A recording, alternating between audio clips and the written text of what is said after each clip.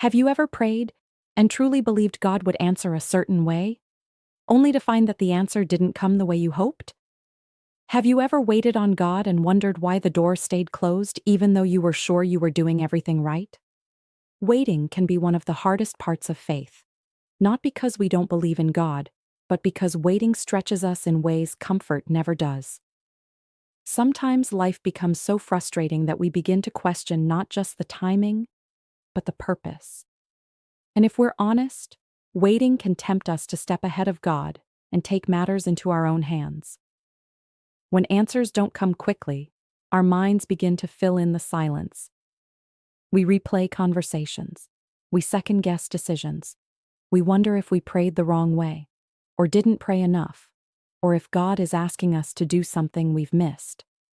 And sometimes, in that frustration, we do things out of impatience that interfere with what God was already working on, not because God stopped moving, but because we stopped trusting. It's easy to say, trust God. But trusting God as a way of life is different than trusting Him only when things make sense. Trust means trusting when the answer is delayed, trusting when the answer is different, trusting when God is silent. True trust says, even when I don't understand this season, I believe God understands me. God sees the outcome. He knows where this road leads. He knows what we are not yet ready to carry. This is why Isaiah 41:10 is so powerful, because it was written for people who were afraid, uncertain, and weary. Isaiah 41:10, King James Version. Fear thou not, for I am with thee.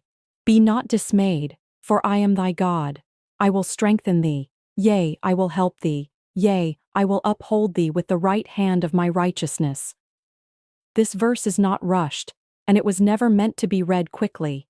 God begins with fear because fear often arrives first. Fear tells us, this isn't working.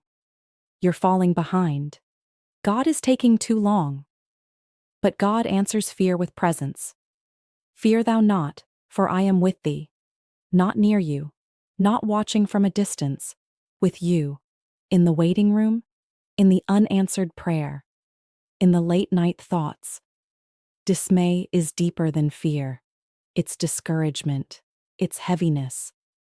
It's that quiet thought that says, I don't know how much longer I can do this. God doesn't deny the struggle. He addresses it. Be not dismayed, for I am thy God. Not a temporary helper, not a backup plan, your God, your shepherd, your provider. Notice God does not say, I will remove every difficulty. Sometimes strength is the miracle. Waiting builds muscles in our faith that instant answers never could.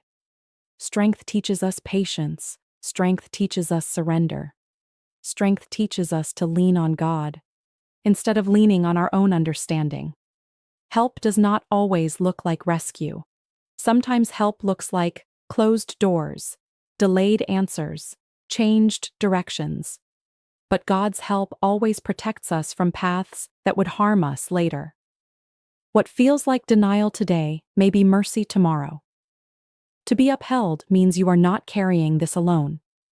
Even when your faith feels weak, even when your prayers feel quiet, even when you feel unsure, God says, I will hold you steady. Not because of your strength, but because of His righteousness. Sometimes God answers our prayers, just not the way we planned. We have a picture in our minds, a timeline, a playbook. But we are not in charge, He is. And that is not a loss of control. It is a gift. Because God knows when. A blessing would overwhelm us. A yes would lead us the wrong way. A delay would protect our heart. If you are waiting today, you are not behind. You are not forgotten. You are not failing. Waiting is not wasted time. Waiting is where faith grows roots. God is with you. God is strengthening you. God is helping you. God is holding you. Isaiah 41:10 is not just a verse to memorize. It is a promise to live by. Trusting God is choosing faith even when the path is unclear. And when the answer finally comes, you will understand why the wait mattered. If this message encouraged you today, take a moment to reflect. What are you waiting on God for right now? And remember, the same God who promised to uphold you is still keeping his promises today.